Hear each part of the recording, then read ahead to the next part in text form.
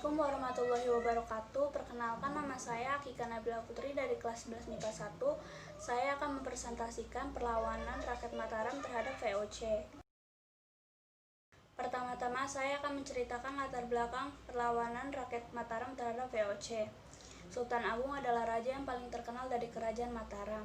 Pada masa pemerintahan Sultan Agung, Mataram mencapai zaman keemasannya.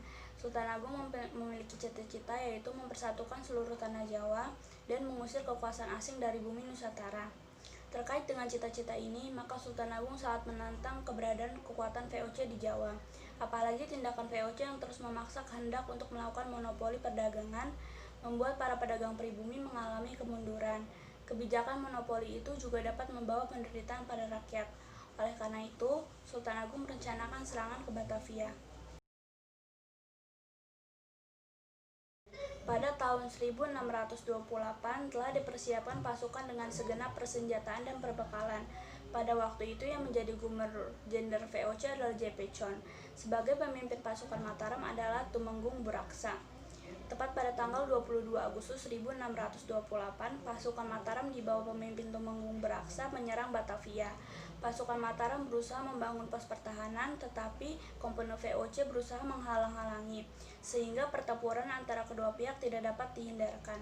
Di tengah-tengah berkecambuknya peperangan itu, pasukan Mataram yang lain berdatangan seperti pasukan di bawah Surah Agul-Agul yang dibantu oleh Kiai Dipati Mandureja dan Upasanta. Datang pula laskar orang-orang Sunda di bawah pemimpin Dipati Ukur. Pasukan Mataram berusaha mengepung Batavia dari berbagai tempat.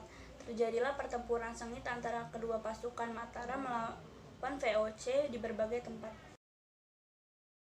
Berikut adalah tokoh-tokoh perlawanan Mataram terhadap VOC. Raja Mataram yang paling gigih menyerang VOC di Batavia adalah Sultan Agung Hayangkusuma. Perlawanan rakyat Mataram saat diperintah Sultan Agung untuk menyerang VOC di Batavia terjadi 2 kali, meskipun kedua-duanya belum memperoleh keberhasilan. Perlawanan rakyat Mataram terhadap VOC di Batavia dilakukan pada bulan Agustus 1628 yang dipimpin oleh Tumenggung Buraksa. Walaupun pasukan Mataram kelelahan akibat menempuh jarak yang sangat jauh dengan persediaan bahan makanan yang mulai menipis, pasukan Mataram mampu melakukan serangan terhadap VOC di Batavia sepanjang hari. Perlawanan rakyat Mataram kedua terhadap VOC di Batavia dilaksanakan pada tahun 1629 yang dipimpin oleh Dipati Puger dan Dipati Purbaya. Meskipun dengan bahan yang sudah mulai menipis, pasukan Mataram tetap menyerbu Batavia dan berhasil menghancurkan benteng Hollandia. Penyerbuan berikutnya dilanjutkan benteng Mombel, tetapi belum berhasil karena pasukan Mataram sudah mulai kelelahan dan kekurangan bahan makanan. Sultan Agung mengadakan serangan ke Batavia sebanyak 2 kali, yaitu pada tahun 1628 dan 1629. Serangan pertama pada tahun 1628 terbagi menjadi 2 gelombang. Gelombang pertama dipimpin oleh Tumenggung Buraksa dengan membangun kubu-kubu pertahanan di dekat rumah-rumah penduduk di sekitar Batavia. Namun tindakan tersebut diketahui oleh VOC, sehingga VOC kemudian menyerang dan membakar kampung-kampung yang terdapat pasukan Mataram dan banyak jatuh korban di pihak Mataram, termasuk Tumenggung Buraksa. Gelombang kedua dipimpin oleh Adipati Upusonto, Soro Agul-Agul, dan Mandurejo. Strategi yang digunakan adalah membendung aliran sungai Ciliwung dengan harapan agar Batavia kekurangan air dan terjangkit wabah penyakit menular. Secara umum, serangan Sultan Agung yang pertama ini mengalami kegagalan.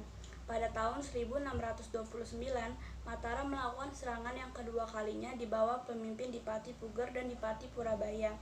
Belajar dari serangan pertama yang gagal, maka diadakan persiapan yang lebih matang sebelum melakukan serangan. Didirikan lumbung-lumbung padi di daerah Cirebon dengan tujuan memblokade bahan makanan ke Batavia. Lumbung-lumbung padi tersebut akhirnya diketahui oleh VOC dan dibakar. Akibat serangan Mataram kedua juga mengalami kegagalan.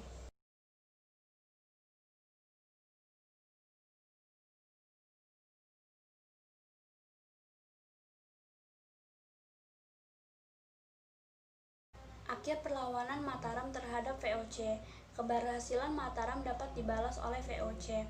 VOC mengalahkan Mataram dengan menghancurkan lumbung-lumbung padi di Cirebon dan Tegal dengan cara dibakar. Akibatnya, pasukan Mataram yang menyerang VOC kesulitan pangan. Selain itu, jarak antara Jogja dan Batavia, kekalahan persenjataan, dan penyakit malaria menjadi alasan kekalahan Mataram dalam menghadapi VOC. Kegagalan yang kedua kalinya tidak membuat Sultan Agung menyerah, malah membuat Sultan Agung mempunyai keinginan membuat penyerangan yang ketiga. Namun, hal ini tidak terwujud karena pada tahun 1645 Sultan Agung meninggal dunia.